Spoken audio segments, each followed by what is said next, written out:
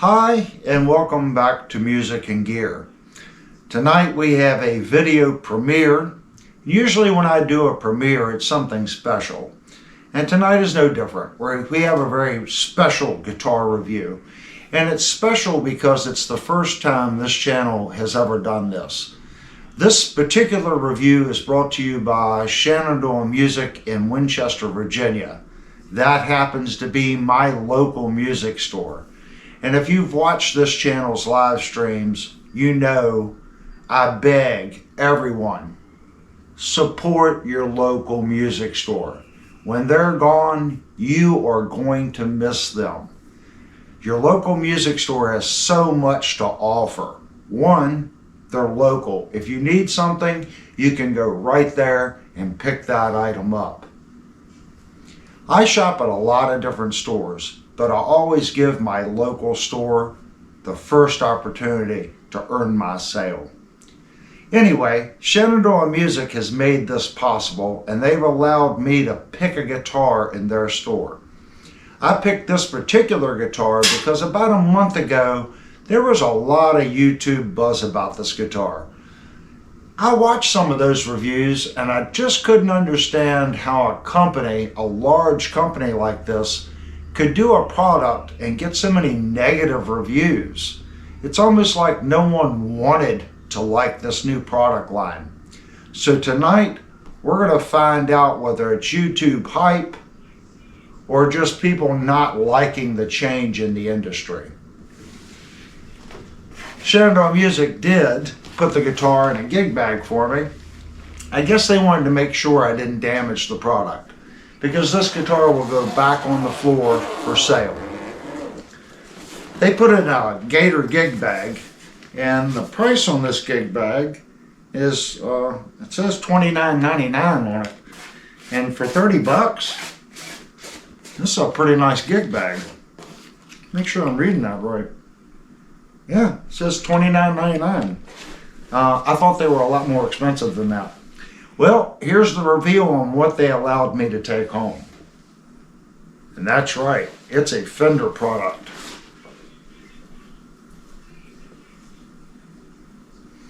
This is the new Fender Standard Series Strat. Out of all the colors they had there, and I did go online and look, in my opinion, this is the sharpest one. I like the 3-color burst, the black, the red to the natural. It's quite sharp. Now they do not have the tremolo bar in there, and I'm pretty sure they put the bar in here. So let's,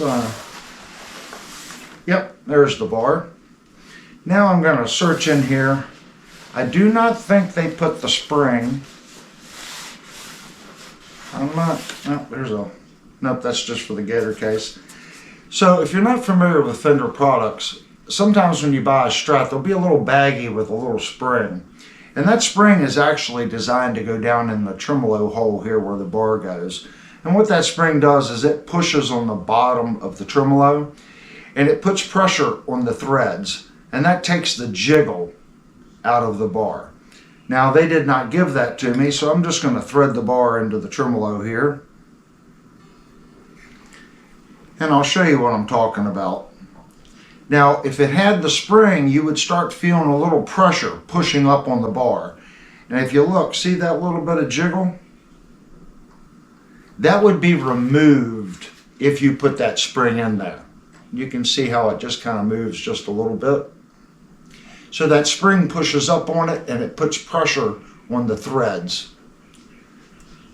So if you're ever wondering what that little extra spring was when you get a Strat, try putting it down in there. I think you'll be pleasantly surprised at what that does for the bar. So I'm going to put the bag right here. And let's take a good look aesthetically at the guitar. If you're familiar with this channel, you know that we really go into in-depth reviews. Now, since they're loaning me this guitar, they have asked not to modify the guitar per se. We are going to probably, if it needs it, reset the intonation, maybe do a string height adjustment. And if you look at the tremolo right here, how it's set up on an angle on the guitar. But if you look at the saddles are pretty parallel to the body. So this could be a Fender design where it's designed to actually do that. When we get into the setup, I'll take a good look at the guitar and see if it really needs anything. But to start with, we want to check all the factory specs. How was this guitar manufactured? How nice is the fit and finish? How good is the dressing on the frets? How well is the neck sanded? And how well is the stain and the finish work on the body? So let's start out with that. Let's kind of go over the body of the guitar. It does have that 3-color burst where it's black, red, and then natural. And the body has a nice large round over. This is most likely a 3/8 to 1/2 inch round over. I'm going to look at it. I'm going to say it's about a 3/8 round over. Could be 5/16, but it's a very pronounced round over. And that round over goes all the way around the guitar. And right here, it does get a little tighter in the arm carve of the body right here. Then back to the 1/4 inch round over, or actually 5/16 or 3/8, all the way around to the neck pocket. And it blends into the section right here. It does the same on this horn. On the back of the guitar, we do not have a chamfer here for access. But this 3/8 to 5/16 round over blends into this section. And here the radius gets quite tight due to the plate that they put the screws through to hold the neck. This edge is broken, and I'm going to say it's probably 3/32 to 1/8. Probably more like 3/32 all the way to here, and then it extends in an ellipse back to the 3/8. We do have a tummy carve right here, and again, this radius gets a little tighter in the carve. Probably goes to 3/16 to 1/4. And they have relieved this edge here. So this is not a sharp, crisp edge. They have broken the edge and smoothed it into this tummy carve. And it feels very nice. I don't feel any peculiar change in the angle as I run my hand across it. Once you get out of that, it goes back to the 5/16 to 3/8 round over, all the way around the guitar. Looking at the side here, I'm looking for step down marks, and what I'm doing is I'm using the studio lights here, and I'm looking for a line, either a tape line or a masting line, or maybe they join 2 pieces of wood together and it gives a ghost seam. I'm not seeing anything on the edge of the guitar whatsoever. In feeling all the round overs, I'm not feeling any missteps. It is very smooth and nicely done. Now the guitar body is 3 pieces. I can see a seam here and a seam here. And on the front, it's a little more noticeable right here and right here. So it appears to be a 3-piece body. So when I look at the body in the light, I want to see if I see a ghost line or a separation from the 3 different pieces of woods acclimating differently, expanding and contracting. And I'm not seeing anything. The finish is very smooth, and I'm looking for the lines from the light. It'll do a funny little like turn when you get into a seam if it's not even. This is nicely done. It's very smooth. Let's look at the back where we have a little bit more body to look at. And I'm looking for any pitting or anything that's peculiar in the finish. It's polished out really well. And I'm not seeing a ghost line. As far as orange peel effect, there's 0 orange peel. Well, I won't say 0. I do see a slight bit of texture, and I am being super picky. If you're familiar with this channel, you know I'm picky.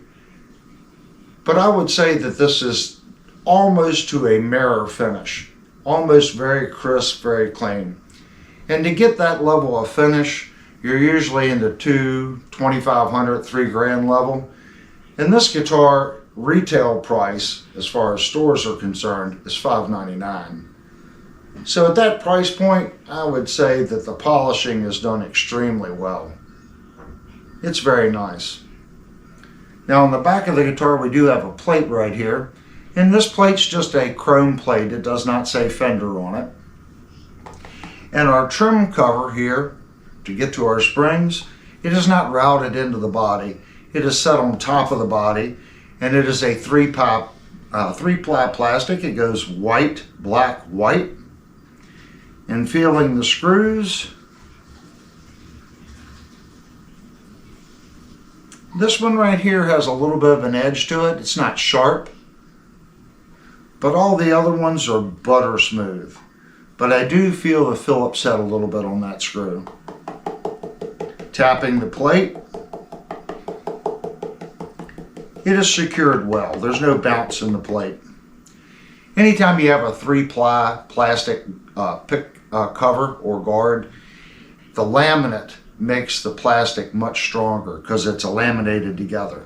And that eliminates a lot of the bounce that you get on cheaper covers and found on budget guitars. So the laminate covers and plates are far superior. That one's very nice. Going to the front of the guitar, this one here again is a three-ply plastic. It goes white, black, white. And feeling the screws, that's a pickup screw. We'll feel those two while we're there.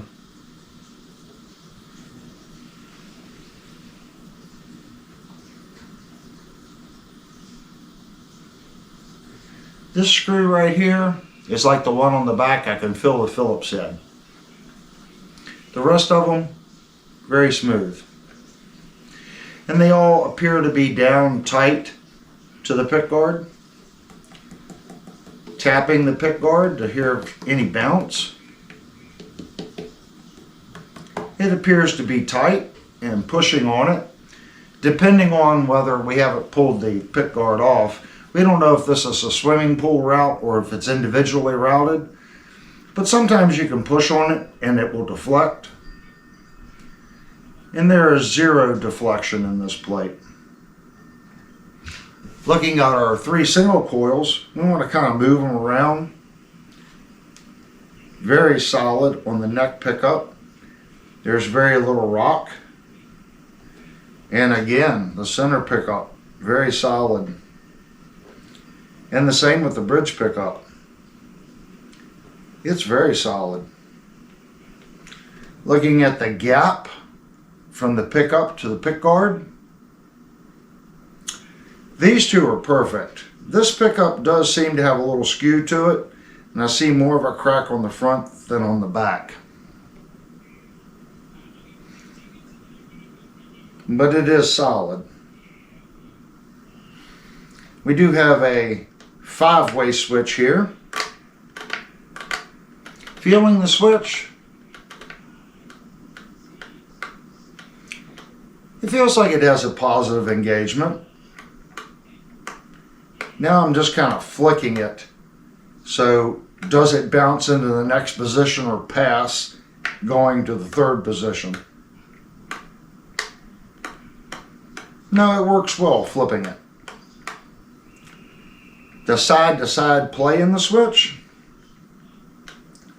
there is a little bit of side-to-side play. I'm going to say about a 1/16 of an inch.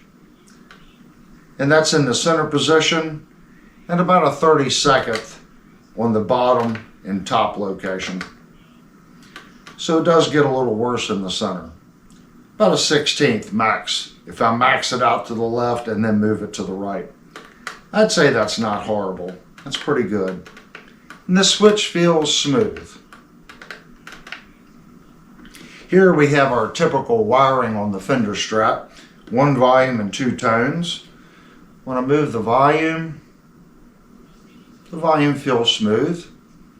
And if you're a pinky player, you're reaching down and hitting it with your pinky, very smooth. It's firm enough to where it's not going to move if you're bouncing around on stage, but yet smooth enough and easy enough to move with your pinky. Let's check the the first tone. And the tone and the volume feel exactly the same as far as the firmness of the rotation and the smoothness of the potentiometer. Our next tone feels exactly the same. And I point that out, sometimes I'll review guitars and the tone potentiometer will sometimes be smoother or less friction than the volume. All these feel exactly the same. Looking at the gap between the knob and the pickguard, there's about a 1/16 of an inch on the volume and about a 32nd of an inch on the two tones from the bottom of the knob to the pickguard. And neither of the three are rubbing the pickguard. Very smooth. Here we have our typical Fender Strat plug. And feeling the screws on that one, they feel nice and smooth. And I don't feel any sharp edges. So everything, the edges have been broken, then plated with the chrome. And I'm going to say that this is an average quality. I do see just a little bit of texture in the chrome plating. So it's not a mirror finished chrome. There is just a little bit of texture in it. Looking at our bridge, now this has two different types of material here. We have a chrome tremolo bar, and then we have our chrome base plate, but the saddles are a satin finish. We do have adjustment screws for each individual saddle, two that raise and lower each saddle. And then we have a screw coming into the back of the saddle to move the saddle back and forth this way to change your intonation. The back of the screws feel fine here, nothing sharp. Feeling the set screws here. Again, nothing sharp. All the edges of the saddles are broken and smooth. And the edge of the tremolo plate here has been broken as well. It's very smooth. So very comfy. I don't feel anything. Feeling the tremolo itself, it does feel smooth. And you are allowed to pull up and down. So you can increase the pitch or decrease the pitch the way it's set up from the factory. Now moving on to our neck. Let's look at our neck pocket here. And I'm looking at the neck, looking at this seam right here. If there is a shim in this guitar, it's going to be very, very small because it appears that the neck is sitting flat in the seat. And if you notice here, this is straight, and they've broken this into a triangle here and eased the neck onto either direction. And that's pretty typical when you have a straight back cut. There is no chamfer in the body here, chamfering this plate, angling it. It is what would be considered a slab cut back. But our finish here is done very nice. It's nice and smooth. There's no sharp corners. It feels nice. Going down the neck on our rosewood fingerboard, the rosewood to maple, I'm not really feeling the difference in the two dissimilar materials. I do feel that the radius of the back of the neck breaks right at that seam line. So basically what I'm saying is this is pretty much flat, and when you get to this seam between the rosewood and the maple, that's where the radius starts for the back of the neck. We do have placement dots across the top. And then we also have placement dots on the front. Feeling the frets. I'm not going to say the frets are sharp. I do feel some of the ends. So if this channel did use the stocking trick, I would say that these would probably leave a scratch in the stocking. but are they sharp? If I push really hard, I don't really feel a difference. I would say this is more what I'm feeling in the end dressing of the fret in the corner, where the fret right here stops on the rosewood. That's what I'm feeling the most. Like this fret right here, there's a little bit. This fret. This fret. I would say that's more of a dressing issue. And we have to also remember the price point on the guitar. This is Fender's entry-level guitar. With that price point in mind, I would say that this is a satisfactory dressing. But I do feel the frets. Looking at the top of the frets, I'm looking for tooling marks on the frets. And basically I'm looking for any scratches or lines going this way, or any marks from leveling the fret this way. If you see marks going in this direction, that's really bad. That means that they were not finished at all on the back end. If you see a couple marks going this way, that's usually because they didn't take the time to polish out the frets, or they used a little bit too aggressive of a sandpaper when they were cleaning the frets. Really not seeing any scratches in the frets. They are polished. They have a nice little sheen to them. I'm trying to move the guitar back and forth so you can get a sheen on them. They're not glass smooth, but they are definitely polished.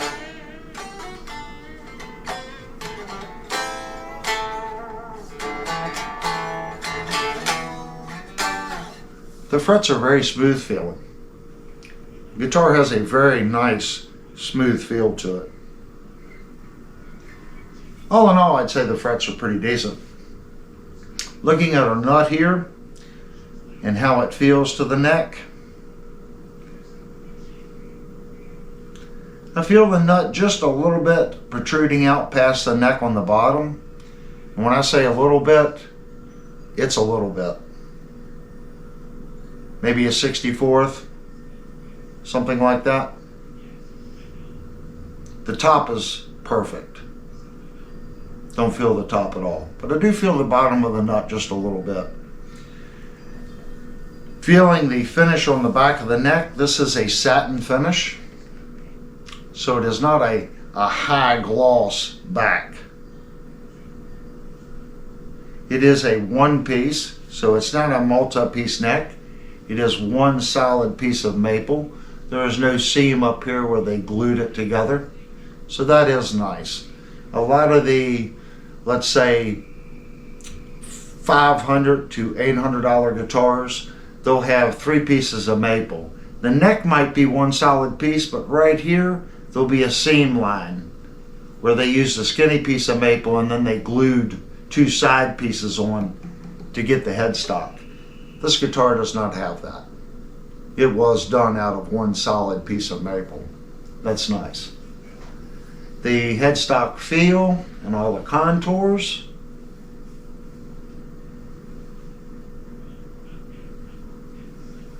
It feels nice. I feel just a little bit here and a little bit here, right in this corner. That isn't quite as consistent as the back and the neck.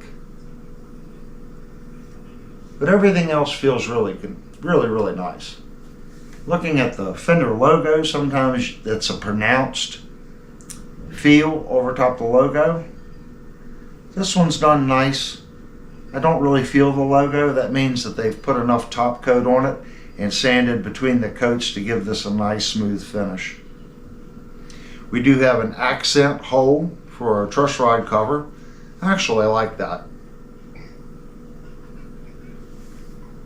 And then our tuning keys. These are non-locking tuning keys. They are not staggered. And we have one string tree. These are also not locking tuners. They're just standard tuners. Feeling the tuner.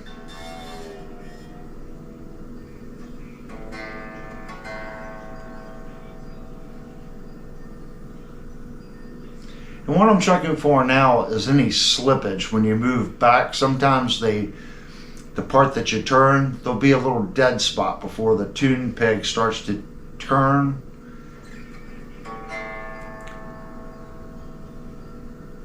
I'm really not feeling that. They feel good. Move this one a little bit. These feel like nice tuners. They're nice and smooth. And like I said, I'm not feeling that dead spot. Since we have the guitar all out of whack as far as tuning, let's just check them all. Now this one, the high E, I do feel just a little bit of slop in it. And I feel the same thing in the B. But these four feel extremely good, like $80, $90 a set tuners. These feel like $60 tuners. There's just a fraction of slop.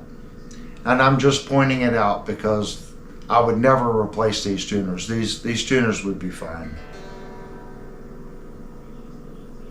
They feel smooth, and I don't feel any negative. As we play the guitar, we'll determine whether or not they're moving or slipping. But by the feel of them, I'd say they're decent. And they are Fender branded. The finish on them, it's a nice chrome finish. I'm not seeing any pitting. They have a nice shine to them. A little bit better look. I'd say the tuners are nice.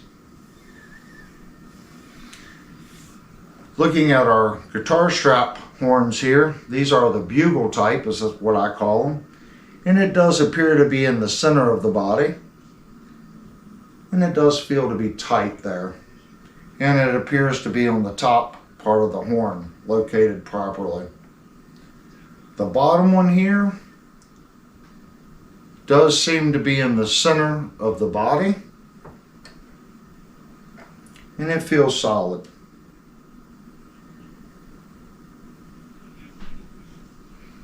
Trying to think of anything we missed on the aesthetics. I'm not thinking so. All in all, it's a sharp looking guitar. I love the color. I like the color in the neck. Sometimes in rosewood, cheaper guitars, cheaper rosewoods, you'll end up with these blonde looking stripes on it. This one's very consistent. So it's very sharp. And we're going to look at the Fender website and we're going to verify all these specifications that Fender says it is. Let's just do some double checking and really look at this guitar and how well it was manufactured. Alright, now it's time to really get into the meat and the potatoes of this guitar review. The first thing we want to do is, I like to go over the neck and the factory setup on the guitar. So let's take our gauge here. And this gauge here has 25.5 and 24.75 on it. So I'm assuming since this is a Fender Strat, it's 25.5. So let's take the guitar, set it up. I'm going to look at the factory neck relief. And right now I'm looking right here because the gauge is touching here and it's touching right here. And I'm looking right here at the gap between the gauge and the neck. And this particular guitar seems like it's set at about 0.4 millimeters, maybe 0.5 millimeters, a half a millimeter of relief. So there is just a little bit of relief from the factory. Now on the Fender website, it claims that this guitar is a 9.5 radius. I do have 3 radius gauges here. I have a 7.5, a 9.5, and a 10. First, let's just go with the 9.5. And I just dropped one here. So I'm going to set these over here. This is my 9.5. And let's put it underneath the strings here, and let's check the bottom of the neck.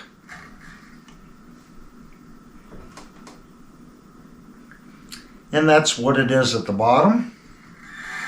Let's slide it all the way up to the top.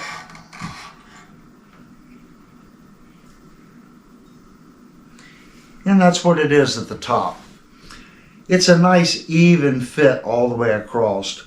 Sometimes you'll notice that it'll drift right here on the ends, and that's from them block sanding the neck.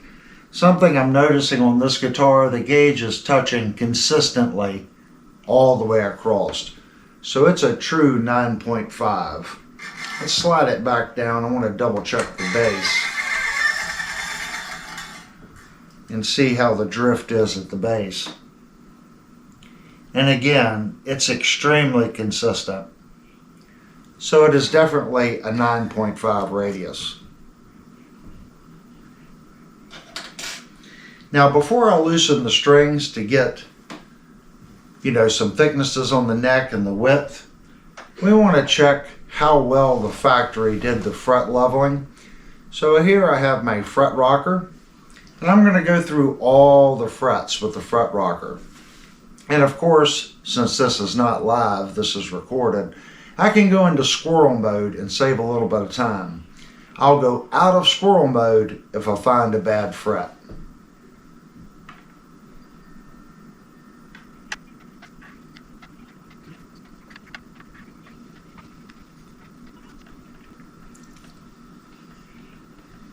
And right there, dead center, there is just a little bit of rock. Again, I'm going to say most techs wouldn't really point this out, but dead center there is a little rock right there. Let's go up below our A. And it's exactly the same right there. And it's exactly the same below the E. Now let's move forward one fret. And the fret rocking disappears in all three locations. So that's telling us we do have a slightly high fret.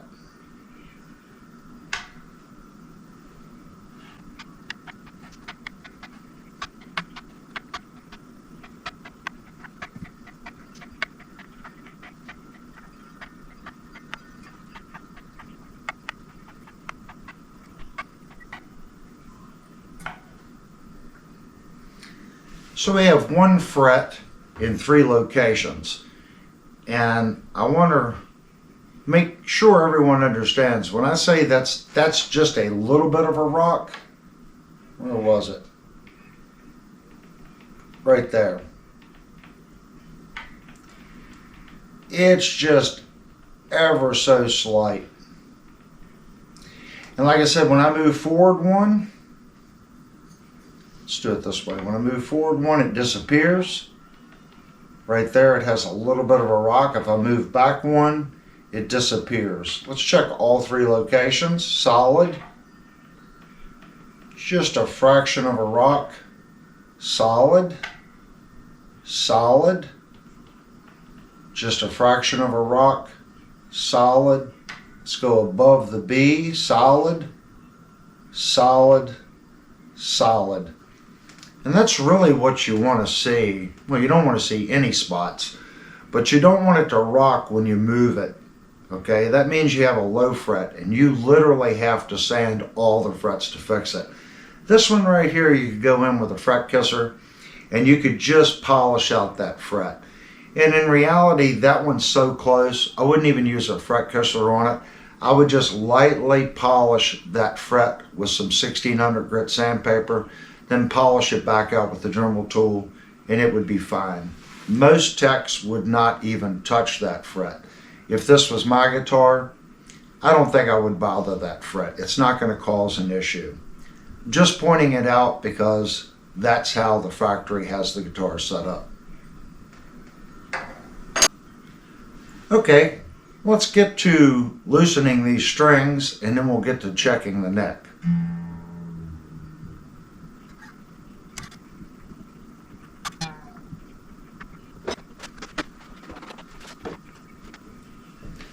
Okay, I have my calipers now. So what we want to do is we want to measure the thickness of the neck, and we're going to get some widths of the neck as well. So first let's start on the widths. I'm going to zero out my calipers.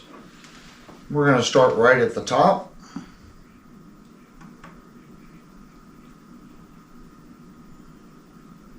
So at the nut we have 42.75.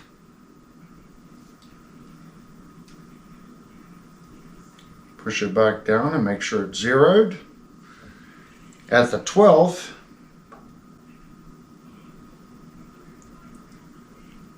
we have 51.59.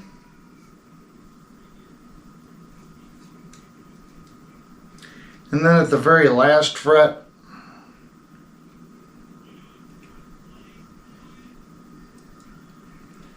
we have 56.42.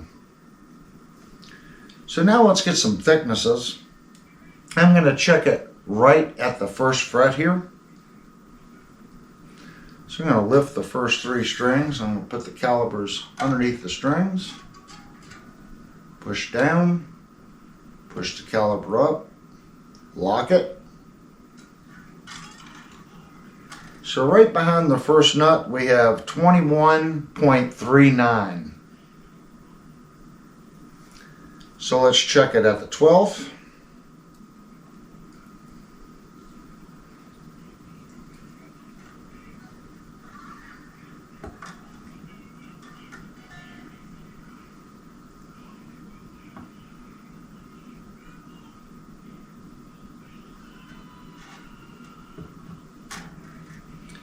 And at the 12th we have 22.07.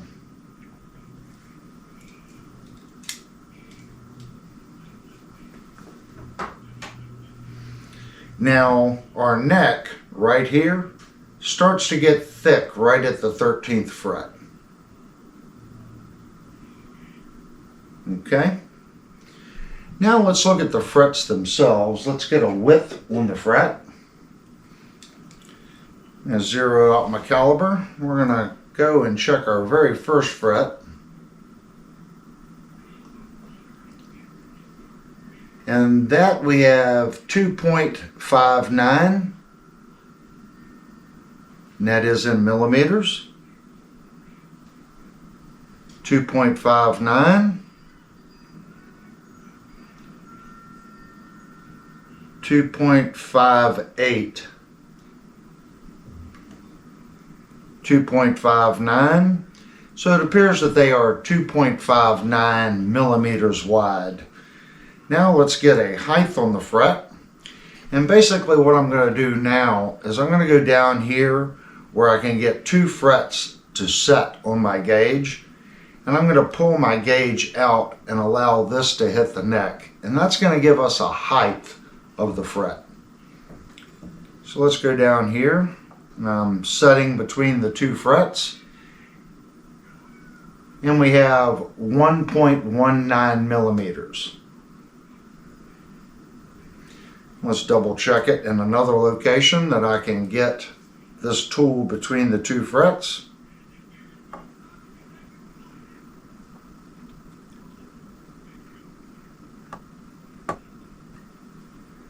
There I have 1.26. So I want to go back and double check my first one to make sure that I am correct.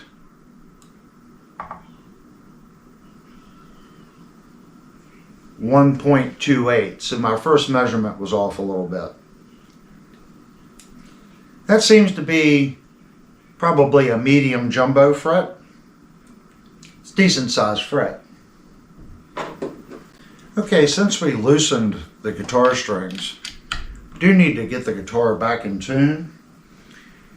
And then we want to go through and check the factory intonation on the guitar. I have my Robertson strobe tuner here.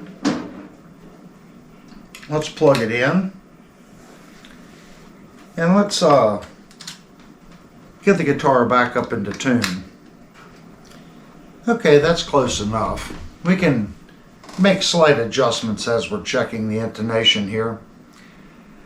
So basically, what I like to do is check the factory specs. We're gonna look at how well the nut was cut. Let's do the E again. It wasn't quite in the nut slot. So there's our low E. And that's low E open. So let's check it on the 12th.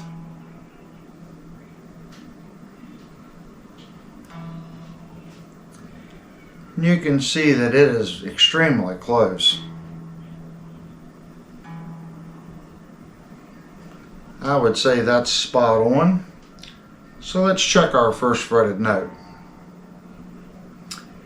And you can see that the F is just a fraction sharp. There's our A. Let's give it a little bit of a tune.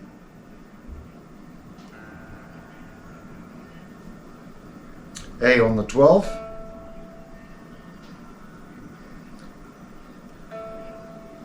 And the A is just a fraction sharp. Open. First fretted note. And our A sharp is a fraction sharp. There's our D. Give it a little bit of a tune.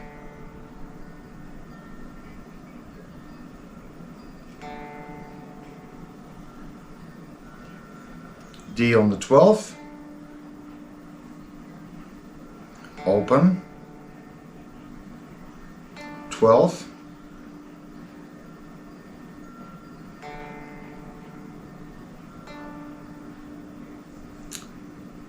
I'd say the D is a fraction sharp as well, just a fraction. First fretted note. Our D sharp is very close. There's our G.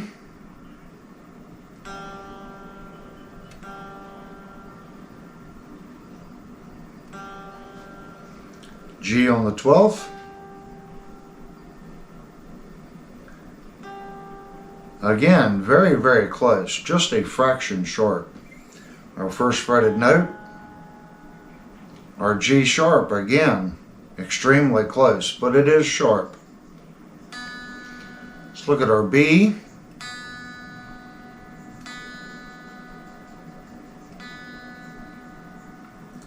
B on the 12th. Again, extremely close, just a fraction sharp. B first fretted note. There's our C. Again, extremely close, just a fraction sharp. Right there's our high E.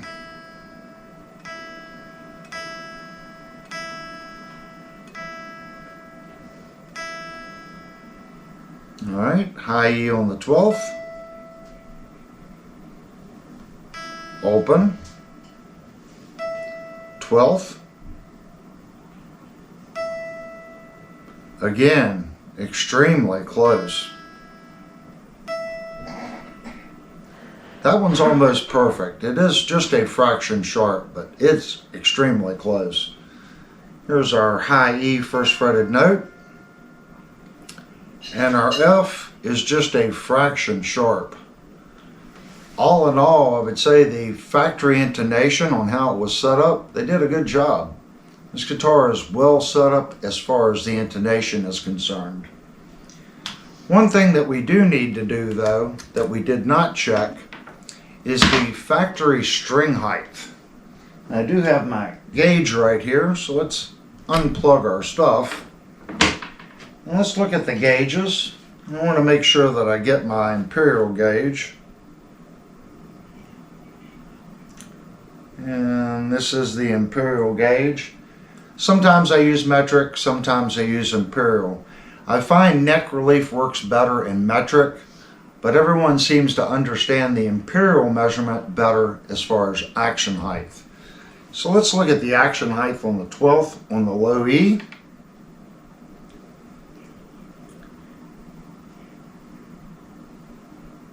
I'm going to say the low E is set at 0.065 on the 12th, because I cannot see the line at 0.070 and I do see the line at 0.060.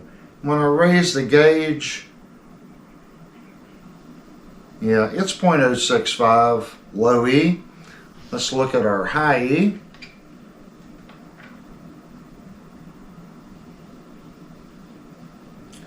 And the high E seems to be set at 0.060. That seems to be a very typical factory action height, between 0.060 and 0.070. So the low E is on the low side and the high E is pretty much dead center from what I've found on factory settings. Alright, we're going to start out in our bridge position. We are on 20k ohms. The volume and tones are all the way up. So in the bridge position, our bridge pickup is reading 5.14. In our second position, these two pickups were reading 2.60. Center position, which is just our center pickup, we're reading 5.14. In our fourth position, which is these two pickups, we're reading 2.60. Then our neck position is reading 5.15. Now for the reading that I feel tells us the most, let's check the Henrys. So our bridge pickup in Henrys is reading 3.43. Now if we switch this back to K ohms, we're at 5.14. So this pickup seems to be a little less on the windings and a little stronger magnet. It's not quite as bad as some of the pickups I've seen, but they're definitely using a little bit stronger magnet versus the windings. Now these are not Alnico pickups, they're ceramic, so also keep that in mind. So let's switch it back over to Henrys. Let's go to our second position. In our second position in Henrys, we're reading 1.28. And the ohms was 2.60. So back to Henrys. In our center position, the Henrys is reading 3.46. Let's go back to our ohms, and yeah, 5.14. So it's definitely appearing that they're using a stronger magnet and less windings on the coil. Back to Henrys. In our fourth position, we're reading 1.86. Back to our ohms, 2.60. Back to Henrys. In our fifth position, which is just this pickup, 3.44. And our ohms was 5.15. So these two readings together give you an idea of what these pickups will sound like. Once you get familiar with these two readings, you can better judge if these pickups would be something that you would like. So now let's get a weight on this guitar. I'm going to grab my scale. And whenever I do this, I have to remove the pad under the guitar. It does influence the weight. So let's make sure our scale is zeroed out. Let's go to pound ounces. So in pound ounces, we're reading 7 pounds, 12.9 ounces. Let's change the units. And in grams, that's 3,542 grams. Okay, something I forgot to do. Since this is a true Fender Stratocaster and it is not a Squier Stratocaster, we want to check the body thickness and the body size. If you've ever owned a Squier, you might notice the Squier products, the body's a little thinner, or it might be just a fraction smaller. They do that to save money. The slabs are a little cheaper. So I have my calibers here, and if you notice I put some tape on them. That way I don't scratch the body. And I have zeroed the caliber out to read 0. Okay, and we want to check the thickness of the body. And I'm going to check it up here, right where there's no contours or anything.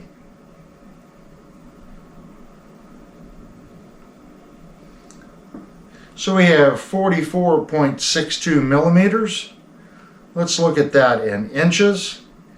And we have 1.75. So it's 1 3/4 inches thick. Okay. Now we want to measure the body. So for that, I'm just going to take my tape measure. We want to get a length between here and here. Between there and there, we have 12 7/8. Now I'm going to measure from the button location to the top of the horn.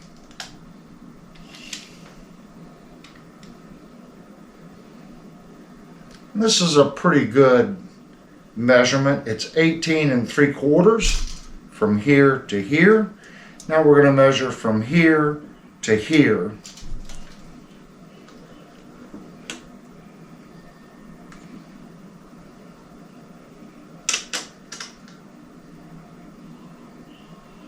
Looks like we're right at like 16 3/8. Now between the horns up here,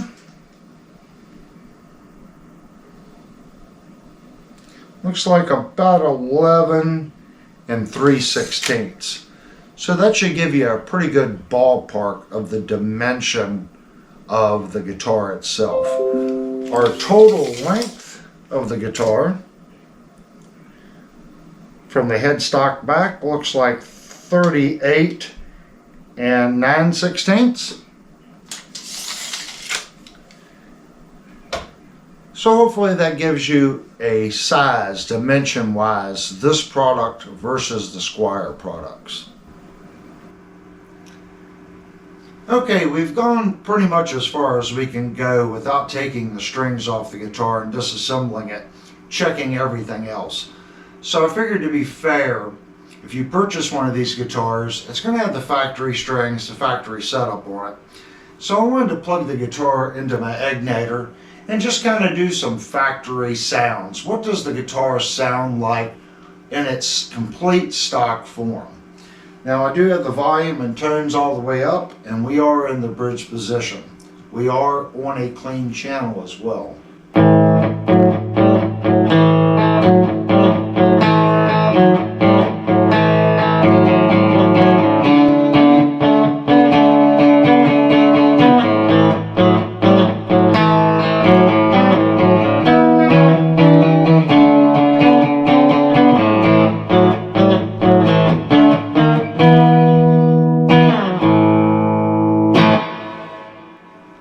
Let's go up to our second position, and you can instantly hear the guitar did get a little quieter. There is just a little bit of hum in the first position. So in the second position we are getting noise cancellation as it's using 2 pickups. Second position.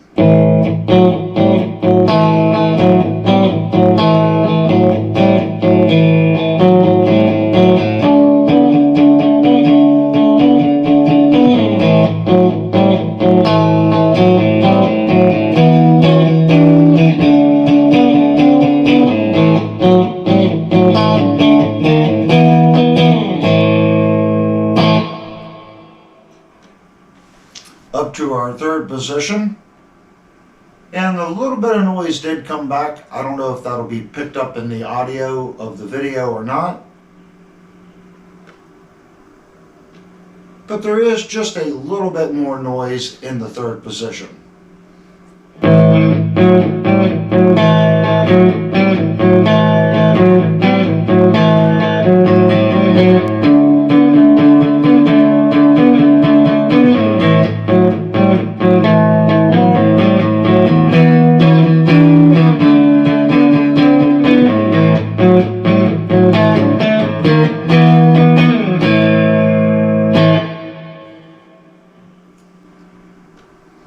Up to our fourth position, and again, that little bit of hum has disappeared, so that means our neck and center position are acting as noise cancellation as far as the way the pickups are configured.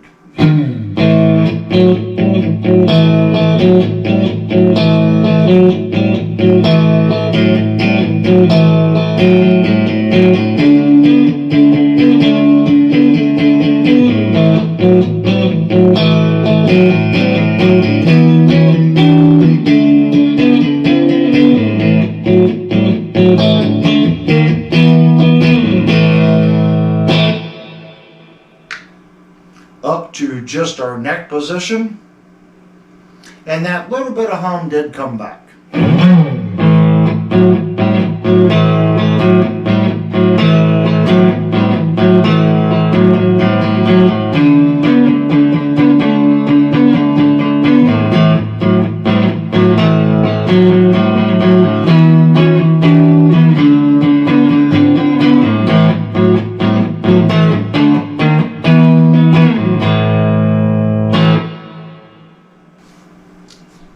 Okay, we're still on the clean channel. I want to do one more little detailed thing to give the guitar a chance to get some tones out of it. Maybe you don't play that style, maybe you play something a little bit more bluesy. So we're going to go back down into our bridge position and do something a little different.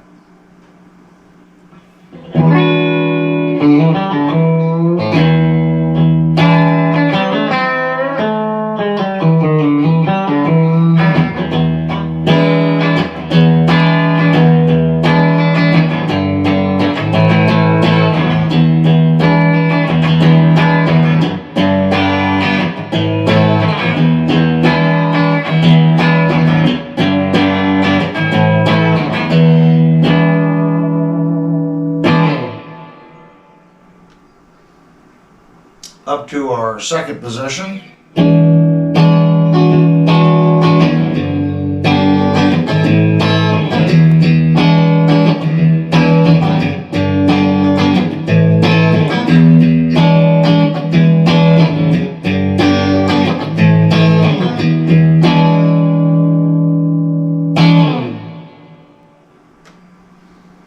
Up to our third position.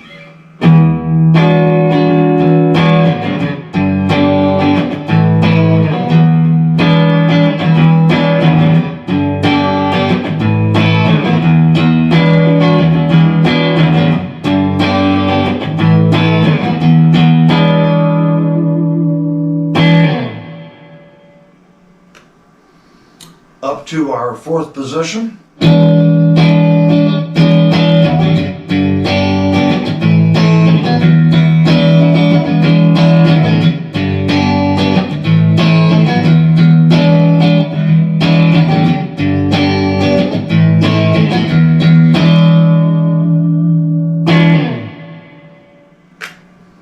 And finally, our fifth position.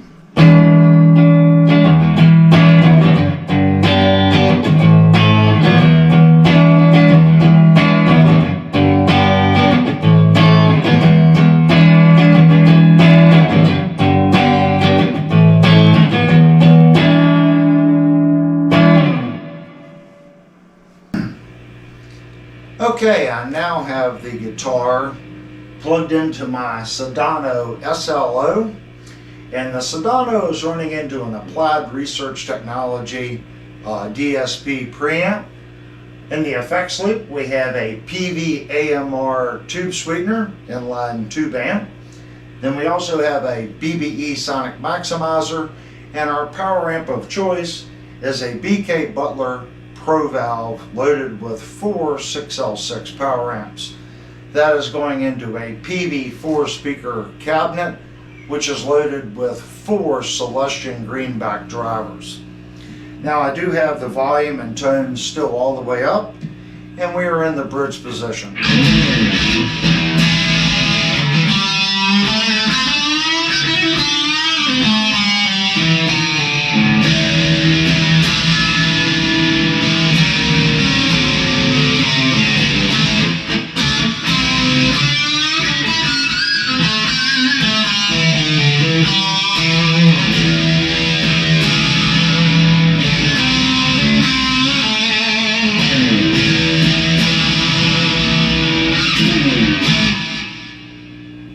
Let's go up to our second position.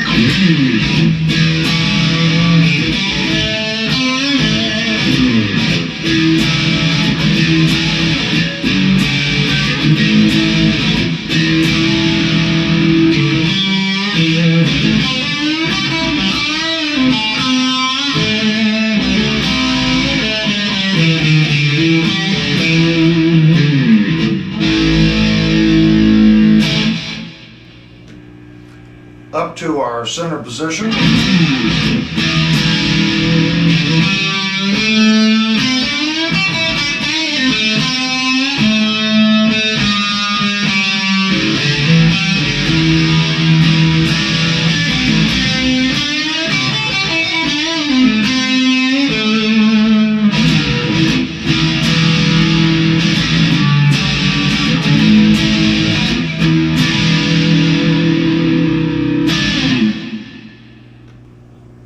Up to our fourth position.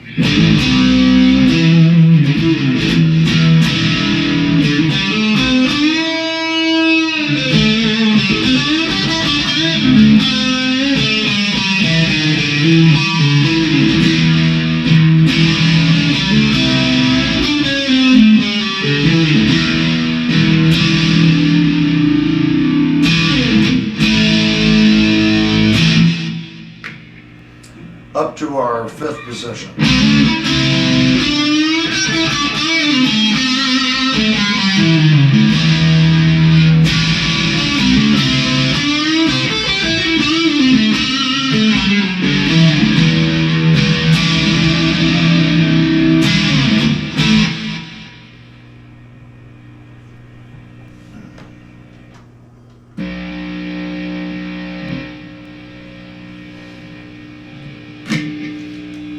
I have now switched the amplifier over to my Friedman BE Deluxe Synergy module, and this is a high gain channel, and you can hear there is a little bit more buzz coming through on the bridge pickup.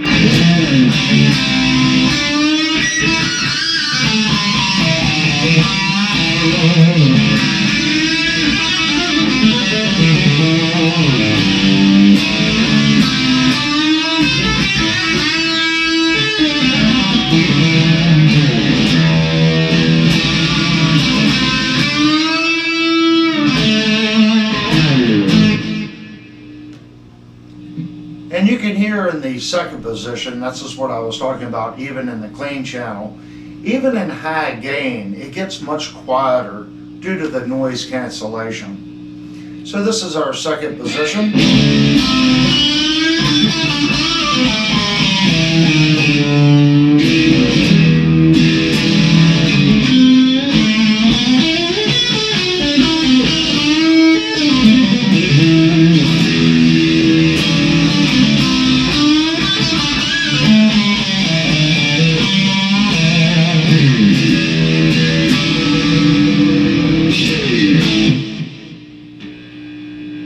Up to our third position, and you can hear a little bit of noise has come back.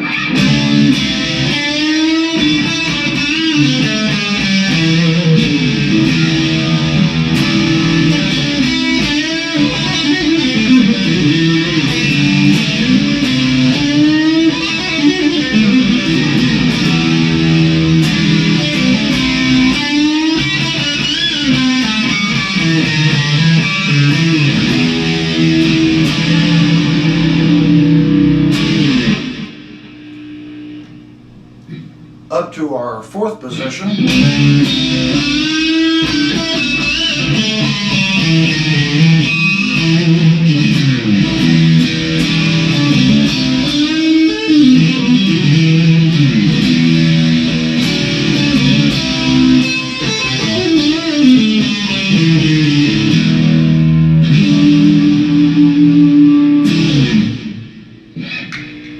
Up to our fifth position.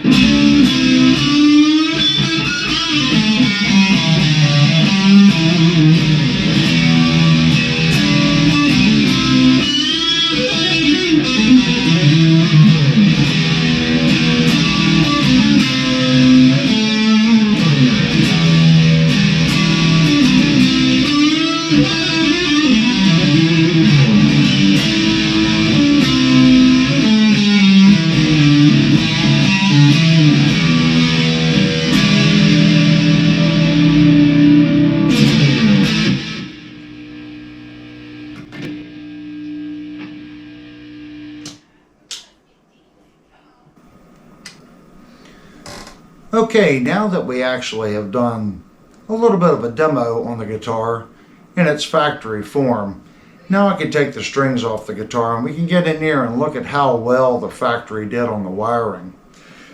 So before we get into that, I do have to loosen the strings and remove them.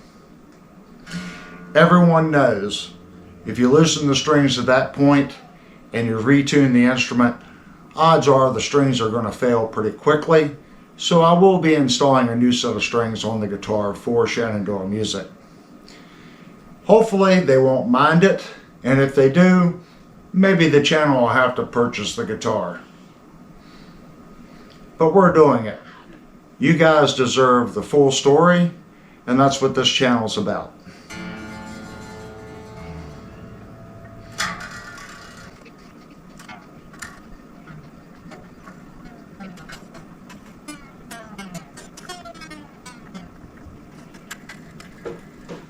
Now I did loosen the strings before I cut them. I do believe that that does make a difference. If you go through and you start cutting the strings with string pressure on it, it does a smack. It changes the tension so violently on the guitar. I'm a firm believer, take the pressure off the neck before you take the strings off. So let's go ahead and go through here. And we are committed at this point, literally. So let's first take them off at the top up here.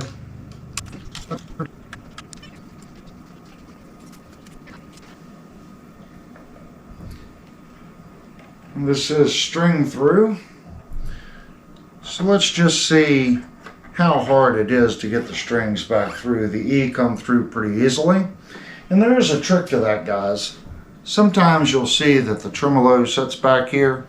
If you rotate the string in the housing a little bit, sometimes you can rotate it and it'll pop right out. See? Let me adjust my cloth here. You got to get the end of the guitar out past.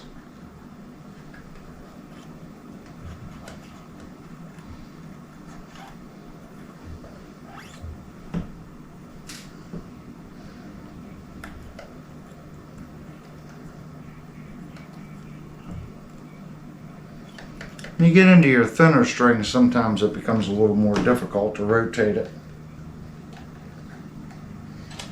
And you can see right here what I'm talking about. The ball end is right there. So you can also push on the bar a little bit. And that'll push the tremolo out to make it to where it's easier to remove the string. Either way. And this one you gotta, the smaller the string, they like to get stuck. And it goes.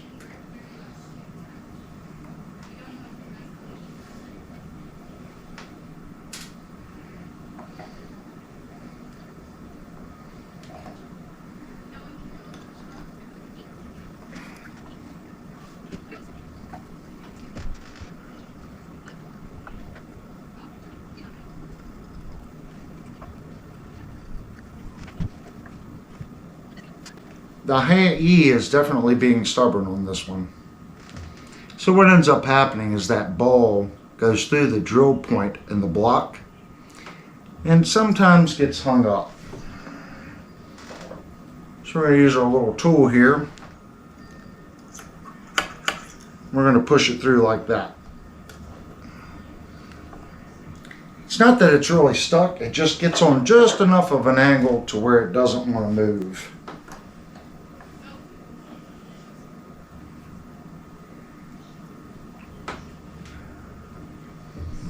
Okay.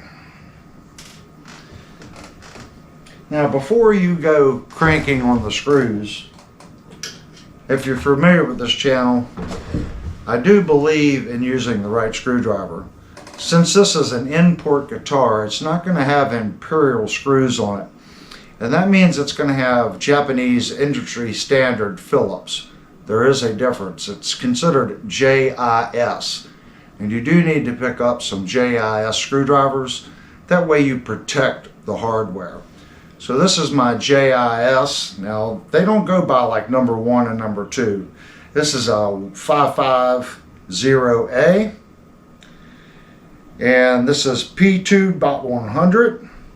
And this is a P1.75. So that's the metric equivalent. So it's a P1.75 and a P2.100. So the 100 is just a little larger. And we can see that that is not a good fit.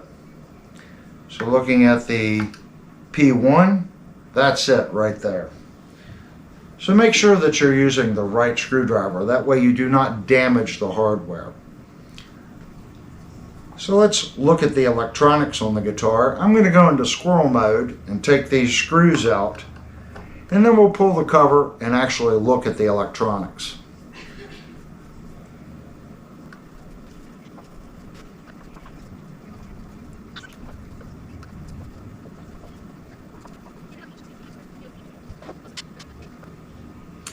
Okay, with all the screws removed, let's take out the pick guard here.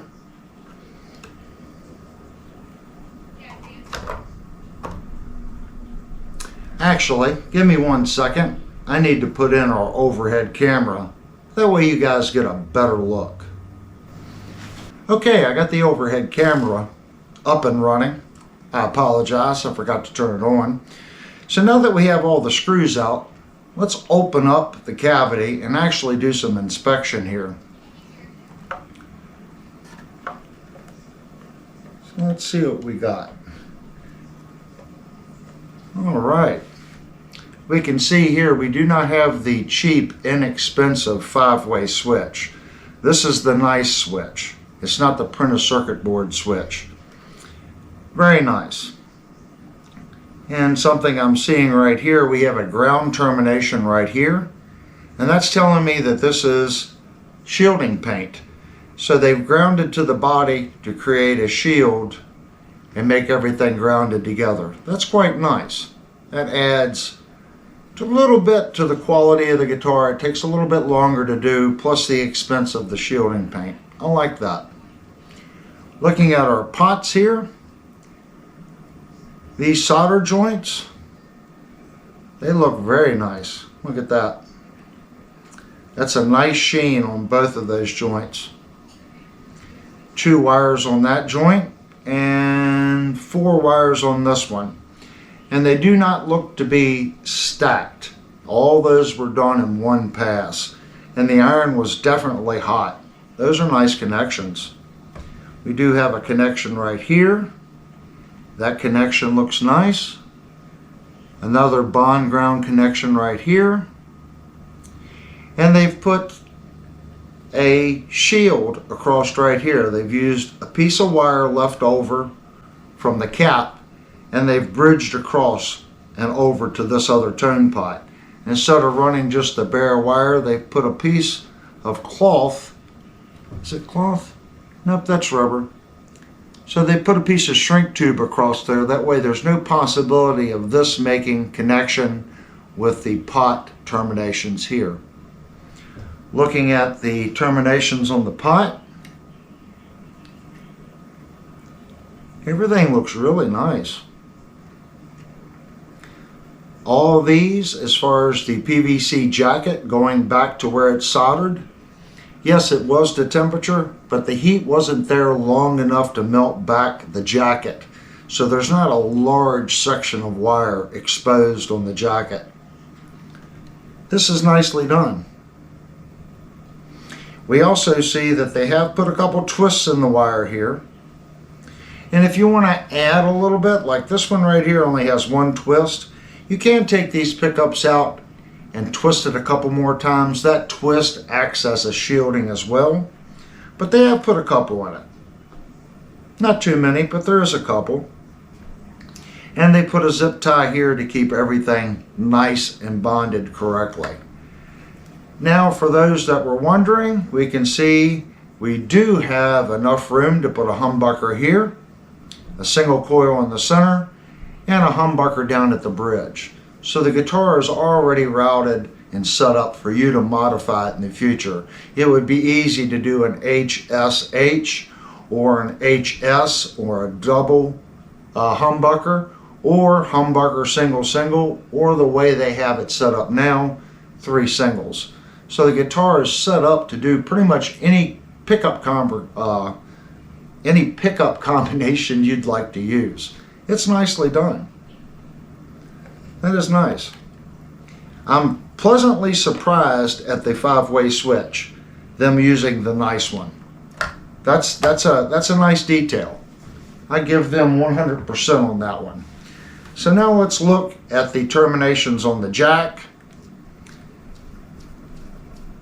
Take the 2 screws out here. Now let's look at our jack terminations. Again, both of these were to temperature. And I'm not seeing any fray or anything on any of the wires, just like what we saw in the main cavity. Everything's nicely done. Feeling the pressure on the switch, the plug. This 1/4-inch jack has quite a bit of pressure. It's a nice quality jack.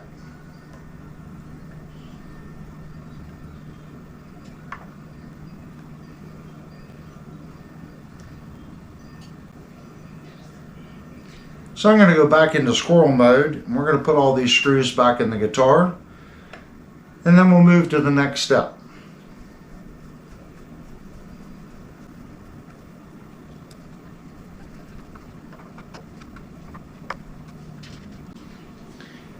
And if you don't know, little tip, don't thread your screws in all the way. Locate your first one, get the screw started. Do not thread it all the way in. You want to make sure that you have your screws in position. That way the pickguard self-aligns itself. So all I've done is basically just put those 2 lightly in. And I'm going to go through and do that all the way around. Just get them started. And then I'll center the pickguard based on the screws.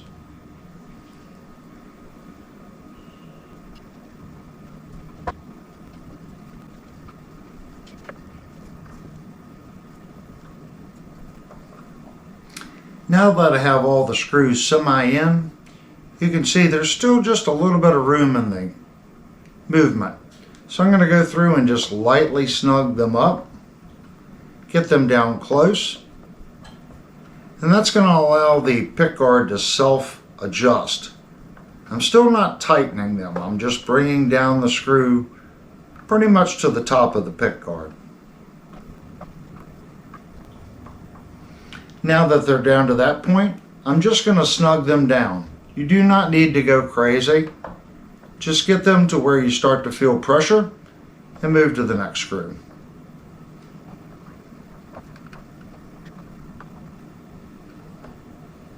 And then go back and double check.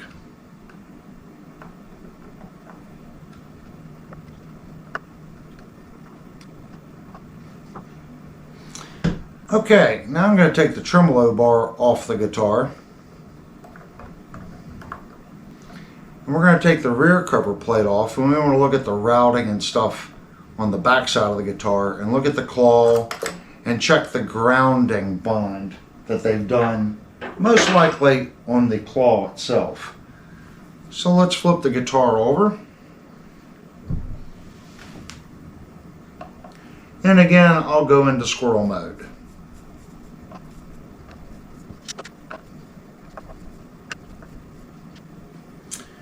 Okay, now we're going to pull the cover and let's look at what we find in here. And again, when you pull the cover, I'm not noticing any debris. Just a little bit right there. And we want to look at the finish and the step over, how well the machining was done, just like we did on the other pocket. I didn't see any, step down marks. I didn't see any step over marks in the routing. It was very clean. And looking at this, again, the sides, this is nicely routed. We can also see the block here. If you open up a cheaper Squire and you look at the block, this block will be a lot smaller. This larger block adds a lot of sustain to the guitar, gives it a better feel, and it costs more money. So that's one of your things that you're getting when you upgrade to a guitar like this over the Squire. That's nice to see. Then looking at the factory, looking how parallel this is to the body, it looks pretty decent. The setup is decent. Here we can see the wire going over and terminating here on their point, and they've come across the bridge on the spring right there and bonded right here. Looking at the springs,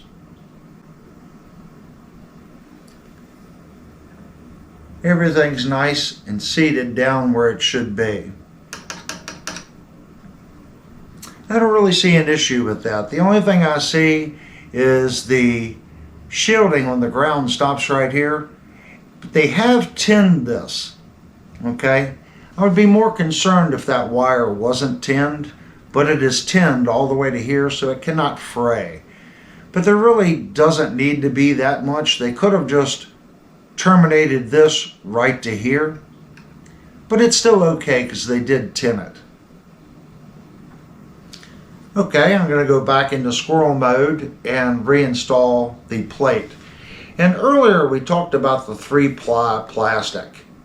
You can see how much stronger, and I'm putting quite a bit of pressure on that. The 3-ply plastic is so much stronger than a single ply. It's nice that they did that on this guitar.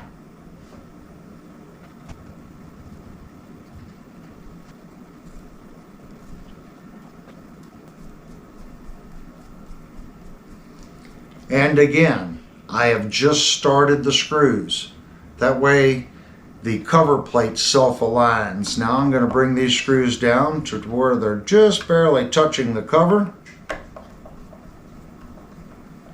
And then we'll go through and tighten them as necessary.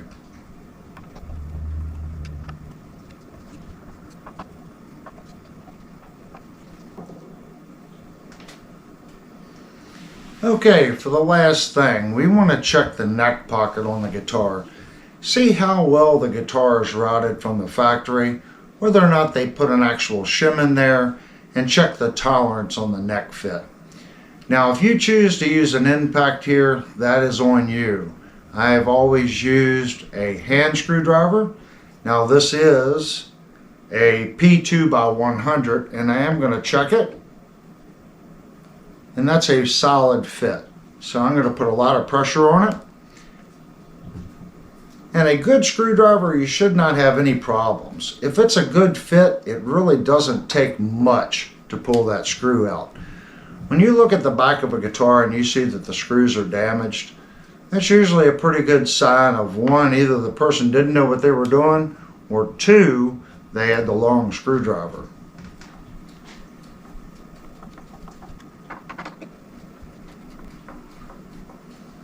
And these screws feel nice coming out. Some guitars, you'll notice there's a lot of drag. Once I get out past the neck, it's very smooth feeling. And we can see that the neck just fell away right there.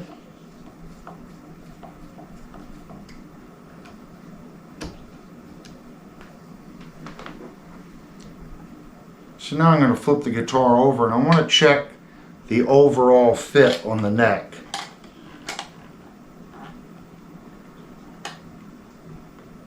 There is a little side-to-side play, you can see here as I move, and that's for your neck adjustment.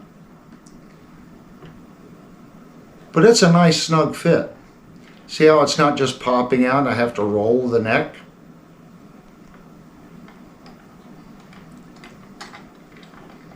And I'm just wiggling until it pops out. That's very snug.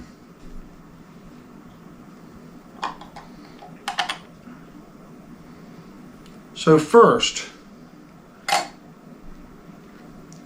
one, I do not see any shims in this pocket. Feeling the pocket, this is nicely done. Also notice that this was taped off. Okay, so there's not a lot of overspray in here. And feeling the corners of the pocket, again, I don't think this was sanded, but it is telling me that they had the routine on the CNC set nicely. I'm not seeing any step over marks. That's a nice neck pocket. Now let's look at the guitar neck itself. And what I'm looking at right here is I want to feel the neck right here.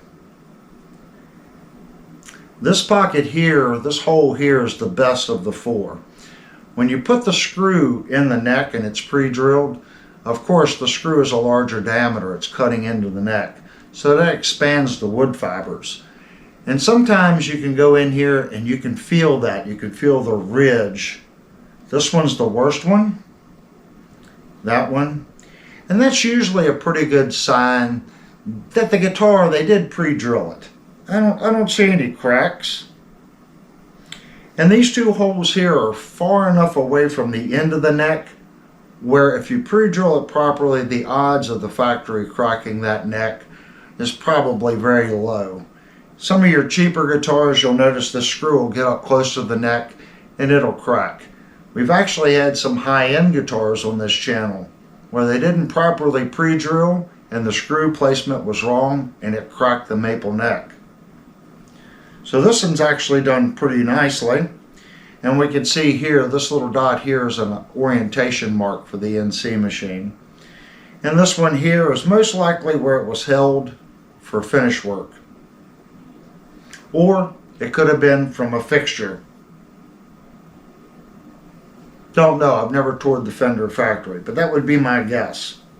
But feeling the sides of the neck right here in this back, this is where companies will sometimes cheat. All this feels consistent with this section of the neck. Even this radius here. This is nicely done. The neck pocket is nicely done. So all in all, I would say the build quality on this guitar is really, really good. I don't really see an issue on the build quality. This is a very nice guitar. I'm not seeing anything that sets a red flag telling me that they cut a corner. Now granted, this is Fender's budget guitar, so they have done things to lower the price on this guitar, but they haven't done it to the point where it's compromising the quality. And that's kind of what you're looking for.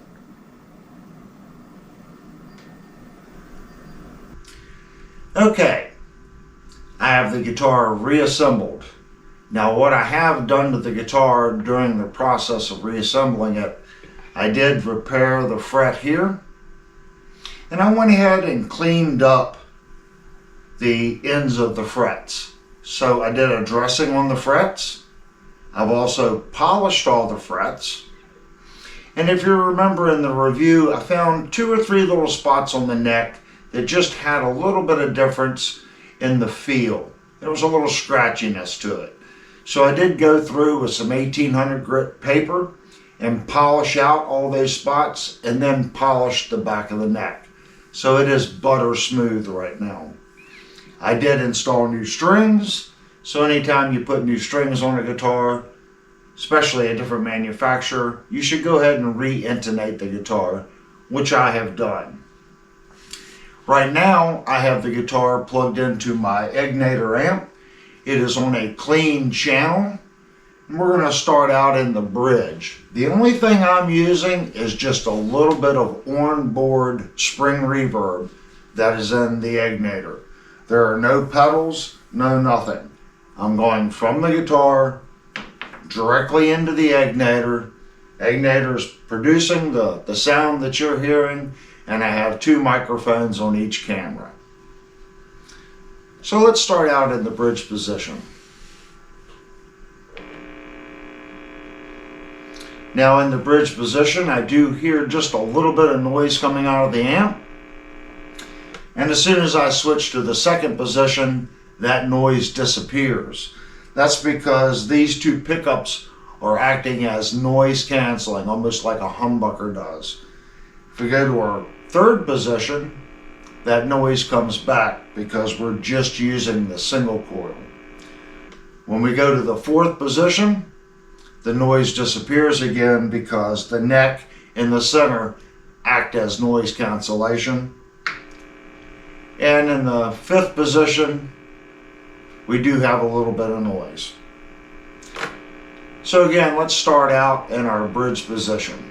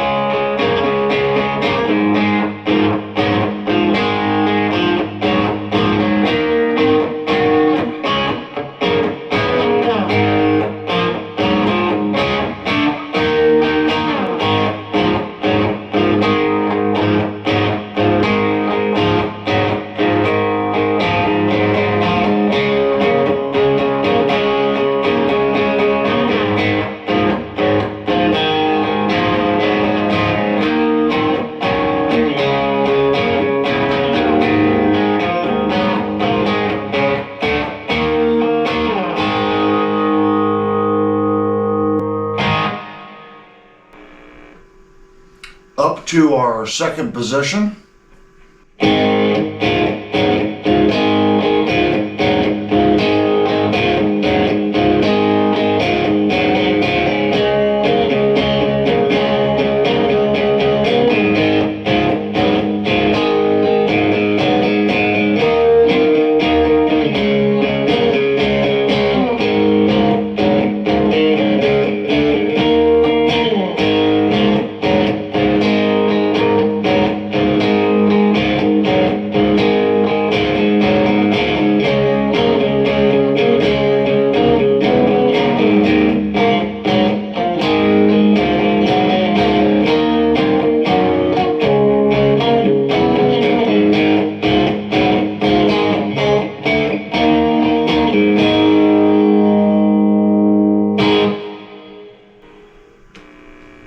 Up to our third position.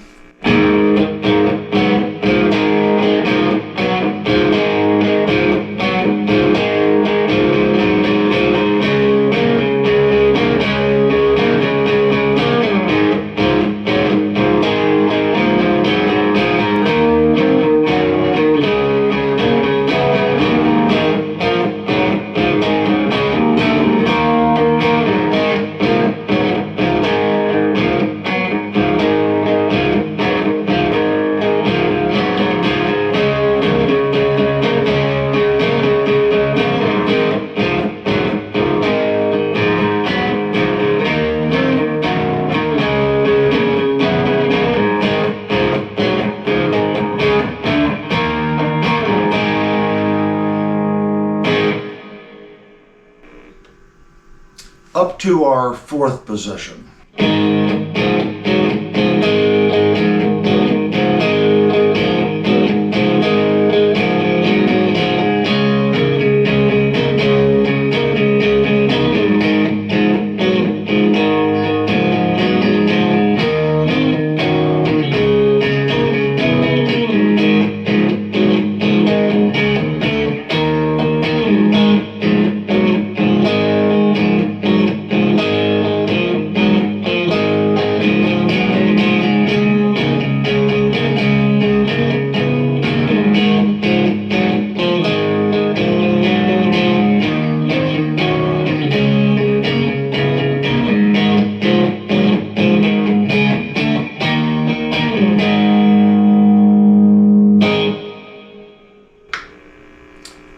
up to our 5th position.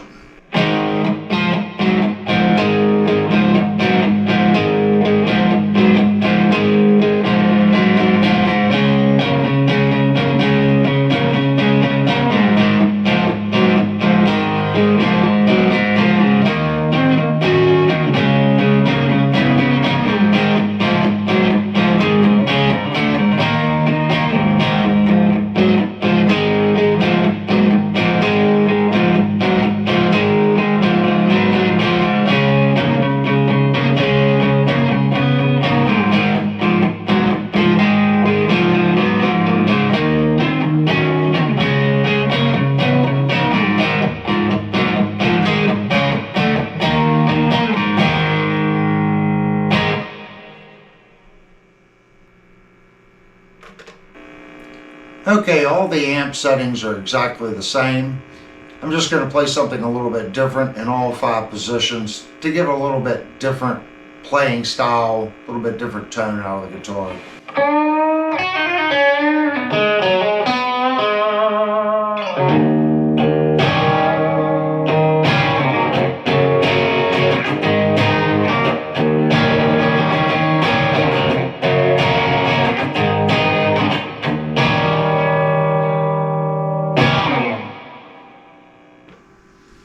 Up to our 2nd position.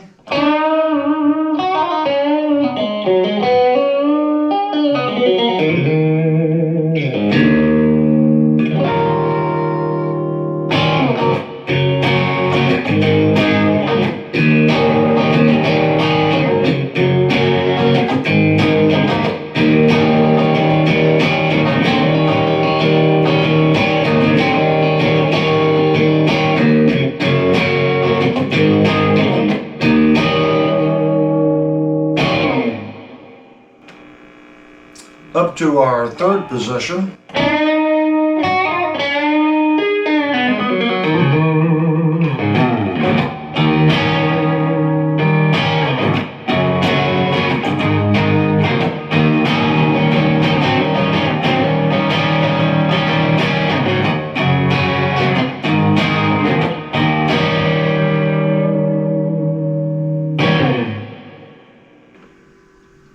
Up to our 4th position.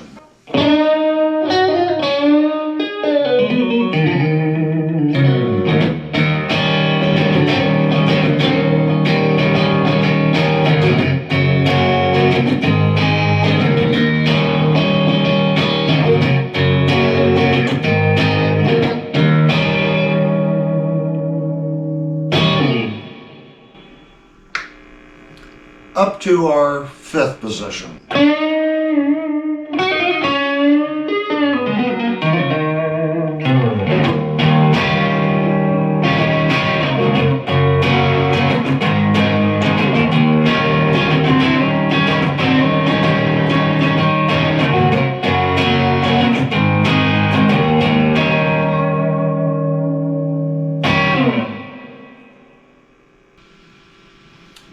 Okay, made a little mistake in the clean section.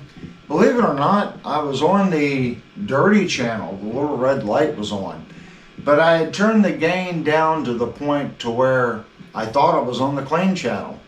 So when I went to record this section of the demo, I realized I was on the dirt channel.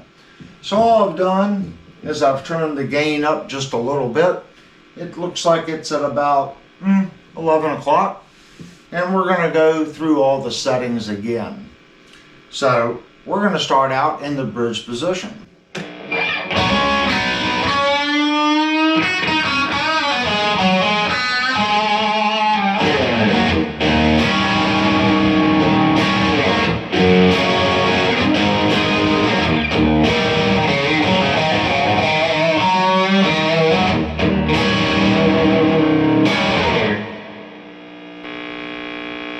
And in the gain channel, with the gain up, you can hear there's a little bit more noise in the amplifier.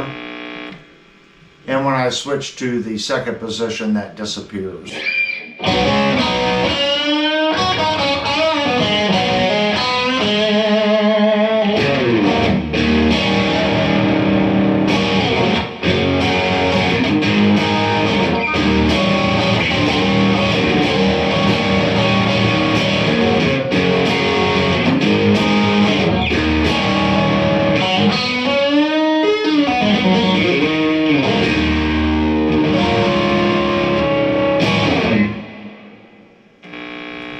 to our third position.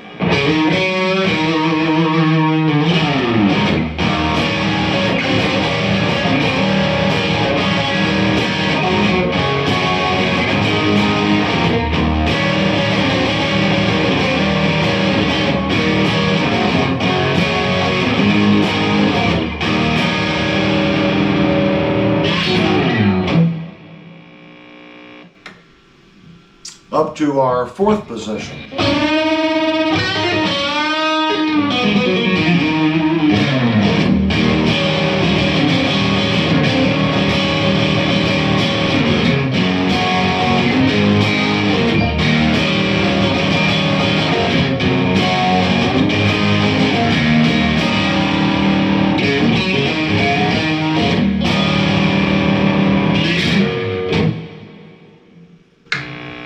Up to our fifth position.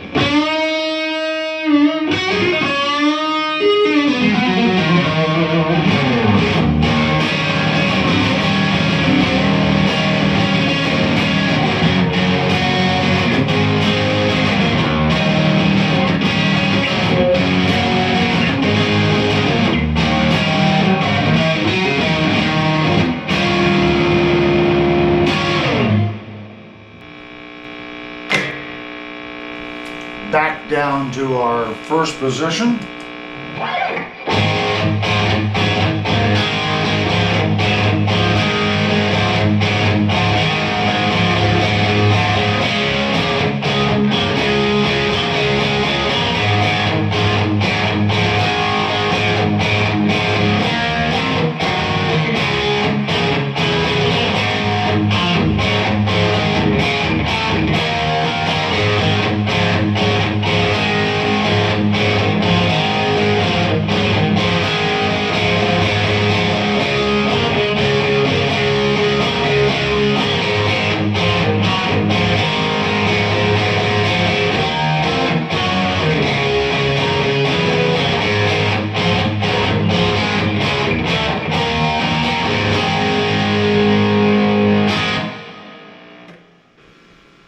Second position.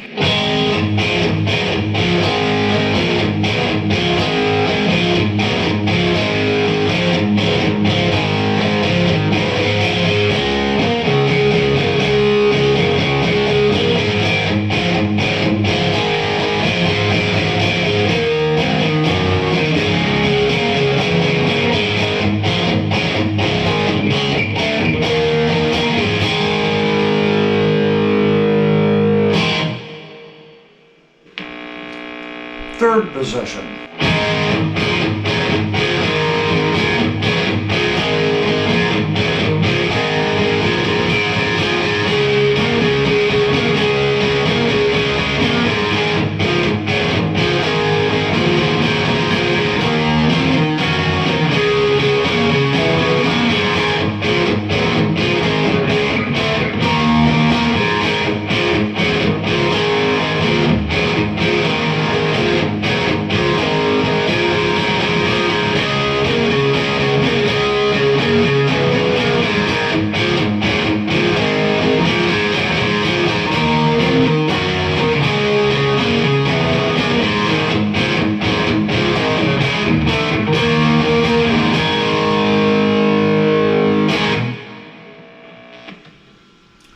Fourth position.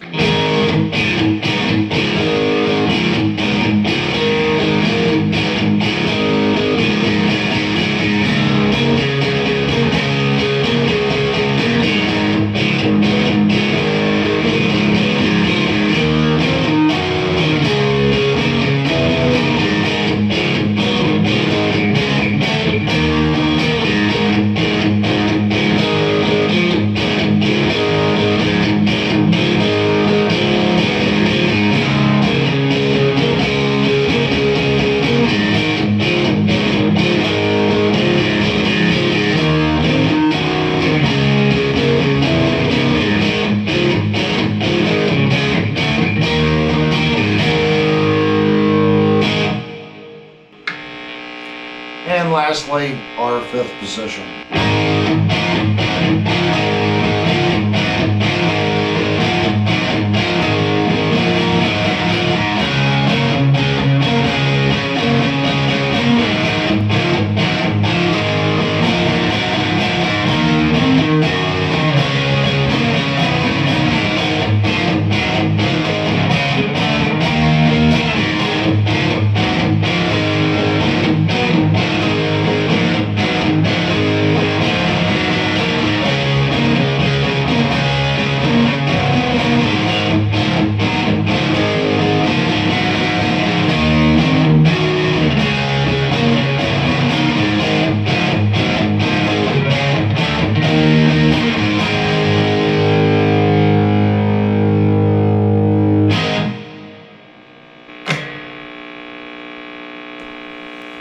neck position.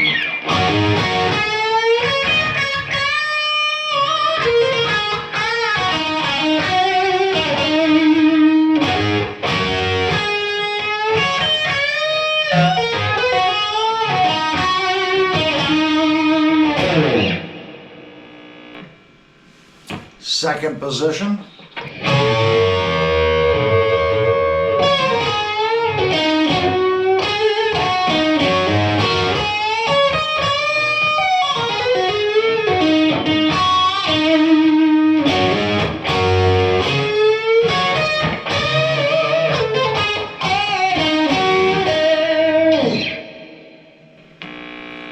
Third position.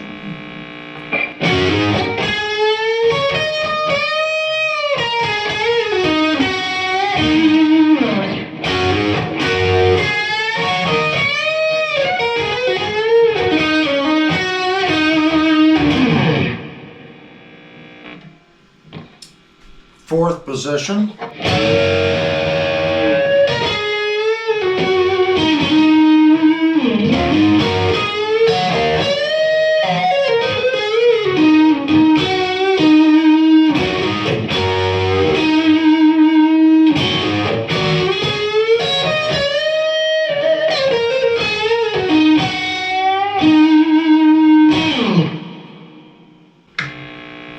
And lastly, the fifth position.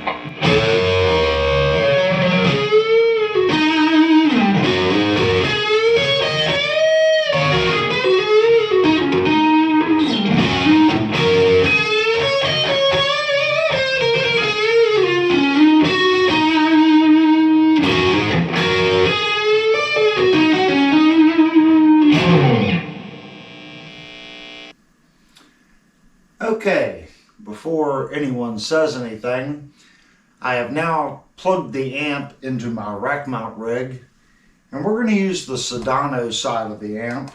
So let's switch over to the Sedano. So I'm using quite a bit of gain on the Sedano, but I wanted to do a high gain section.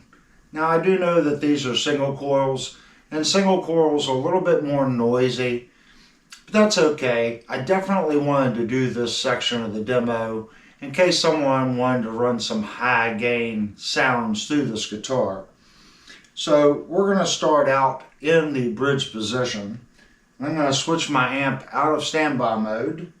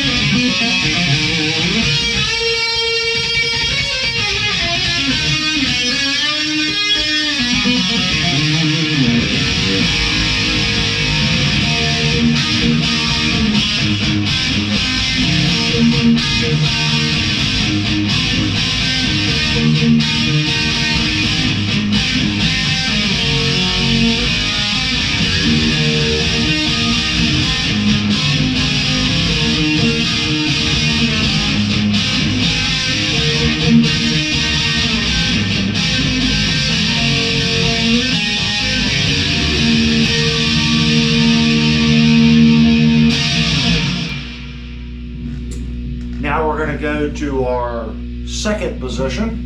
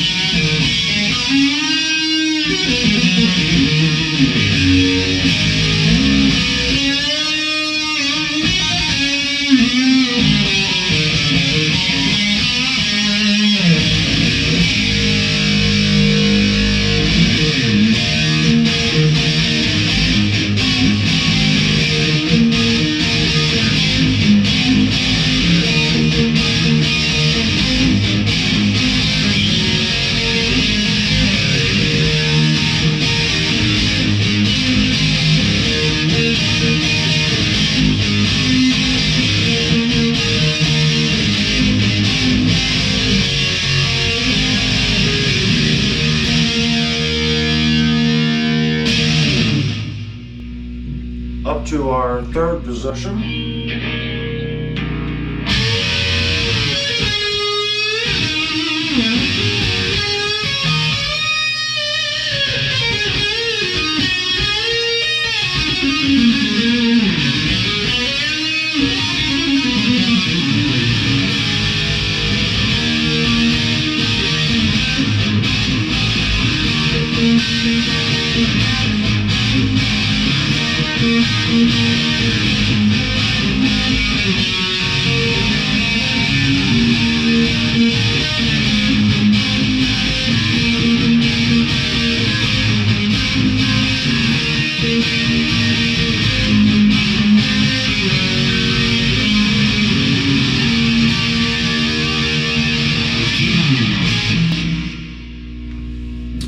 Up to our fourth position.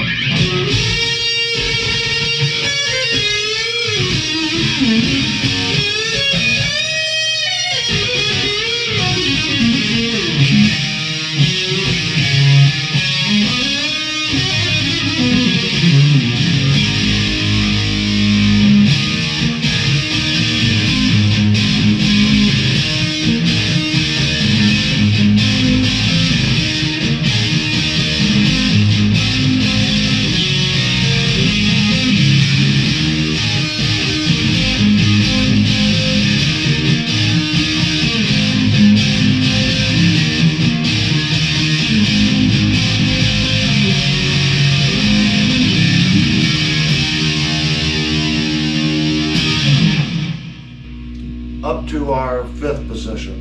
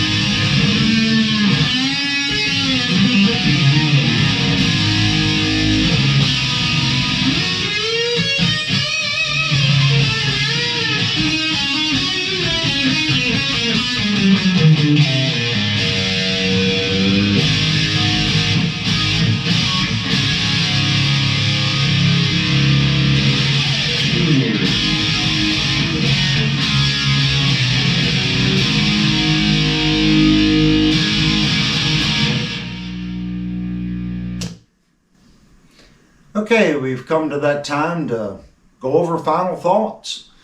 This is Fender's Indonesian-made Strat. And there was quite a bit of buzz about this guitar. I had watched some reviews and the internet was quite the buzz over it. Pretty harsh in my opinion. Looking at this guitar, it's well made. It's a well made instrument. I found one fret that had an issue, and the end dressing, it was acceptable in my opinion at this price point. I think I went over it earlier. I did feel the frets, but it's acceptable at this price point. This is Fender's entry-level series, okay, the standard series. This is their entry-level product. For an entry-level product, I think the pickups sound really good. I really like the second position, and I love the fourth position sound on this guitar. Up to our fourth position.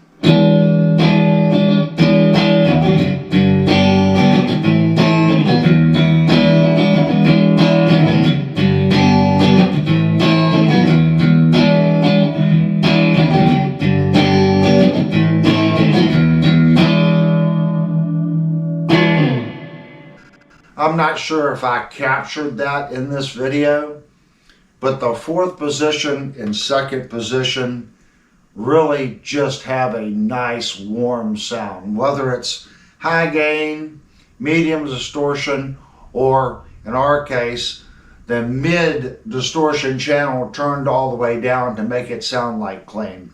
I apologize, I actually thought I was on the clean channel, but I was on the gain channel with the gain all the way down. But it was still very clean. The bridge pickup, in typical Strat fashion, it's a little bright.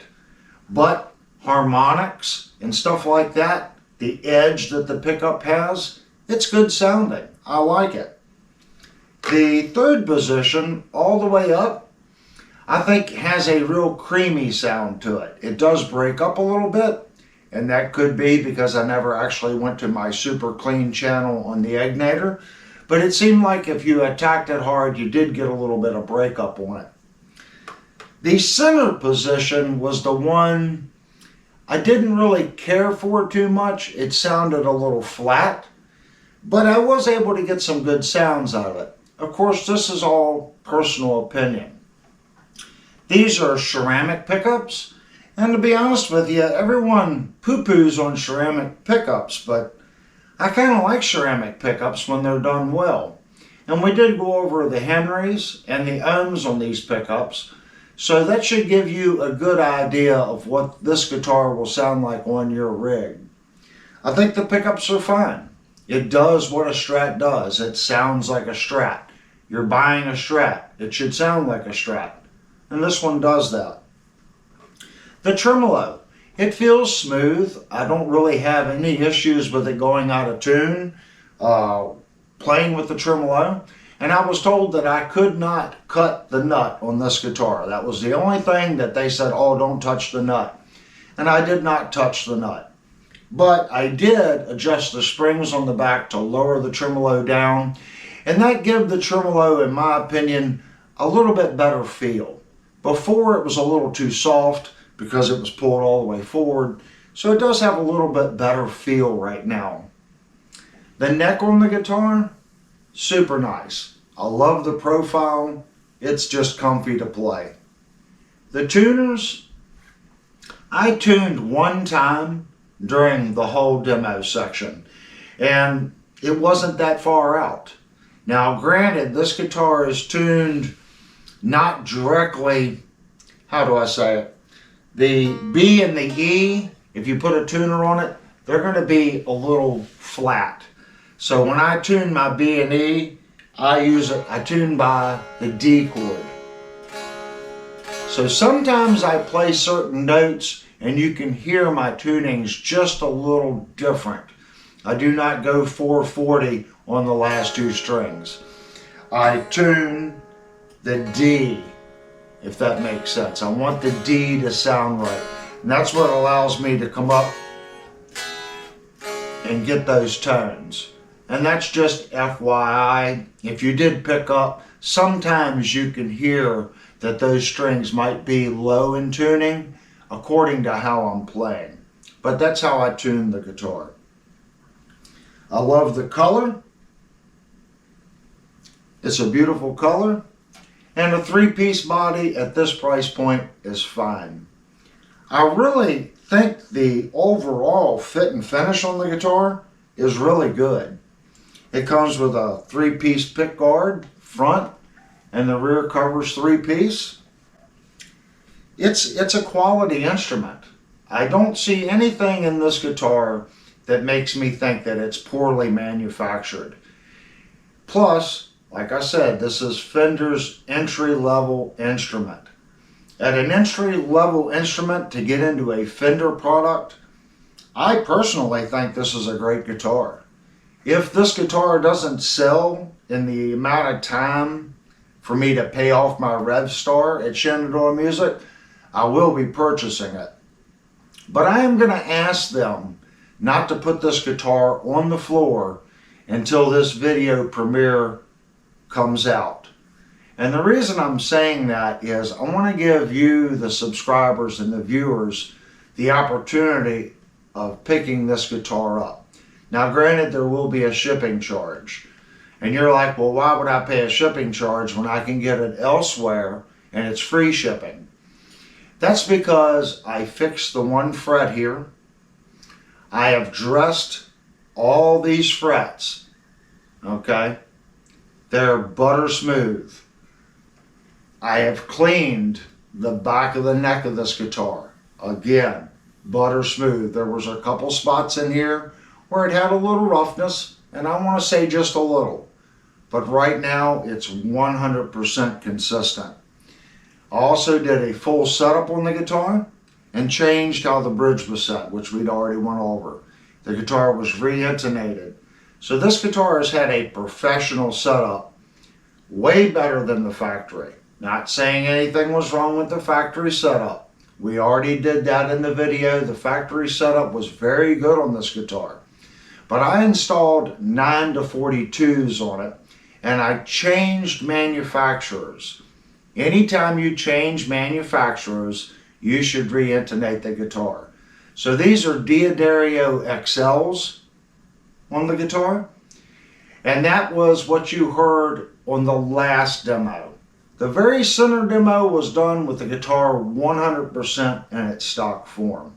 So I'm going to ask them to put it on the floor starting on Friday. It's not my guitar. It is up to Shenandoah Music whether or not they'll do that.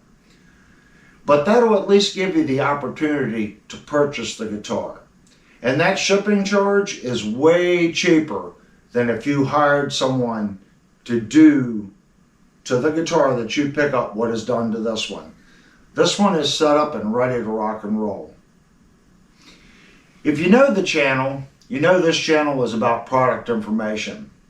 And I want people that have purchased this guitar to leave a comment down below.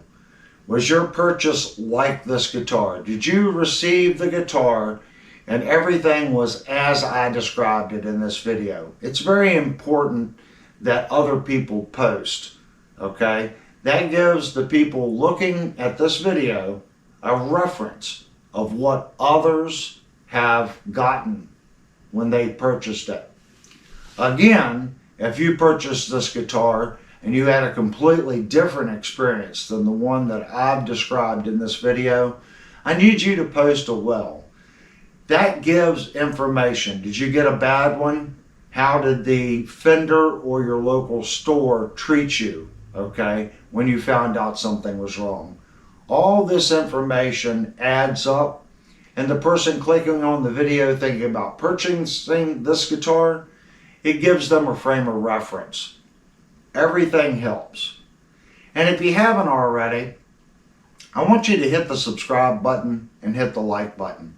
It takes a tremendous amount of time to do these fully detailed reviews that we do here on this channel. I work very hard for you to become a subscriber, okay? Hit the like button, hit the subscribe button. We only do one detailed review like this about once a month. And then we have a live show or a review on Thursday nights. And then every week we have a live show on Saturday night.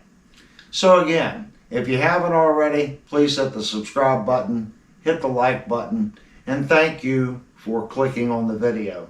And again, I want to thank Shenandoah Music in Winchester, Virginia for letting me take this guitar home for 7 days and doing a very thorough review on it.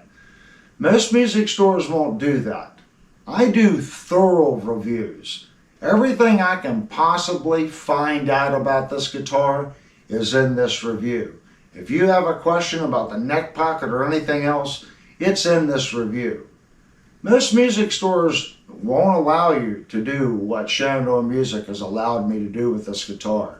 So show them some love, give them some support, especially if you're local. They're great guys. And again, thank you for clicking on the video.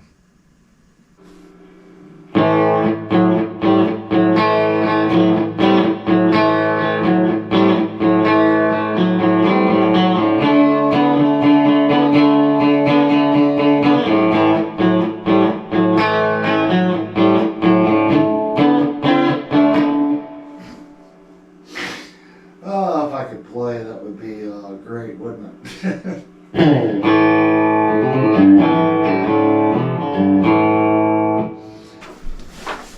We have done intonation, factory height, factory neck relief, fret rockering. We've done the neck specs, pickup readings, guitar weight.